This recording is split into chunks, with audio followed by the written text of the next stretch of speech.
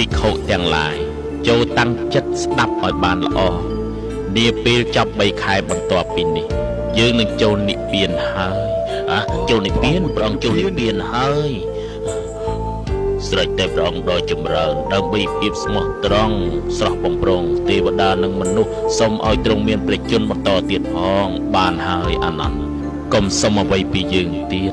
ពេលវេលាសម្រាប់សុំបានកន្លងផុតទៅហើយតើទូបង្គំធ្វើបែបណាបើទ្រង់ចូលនិព្វានហើយនោះអានន្ទអើយធម៌ដែលយើងនិយាយមិនមែនជារឿងអាត់កំបាំងទេយើងមិនមែនជាគ្រូដែលហួងហែងវិជ្ជា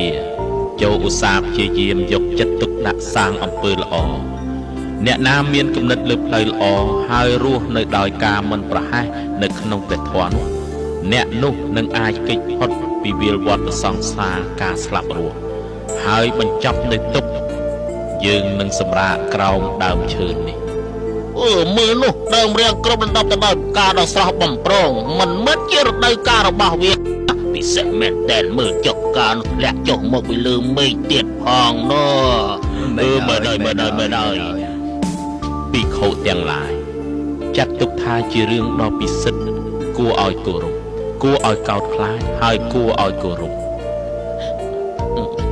លោកអនុណាខ្ញុំចង់ជួបព្រះពុទ្ធជាម្ចាស់បានហើយលោកសុផាថាឈប់រំខានទ្រង់ទៅទ្រង់ហត់ហើយអស់កម្លាំងខ្លាំងណាស់អានន្ទអើយ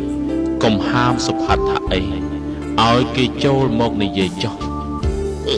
ទូបង្គំមានរឿងសង្ស័យមានអ្វីសុផាថា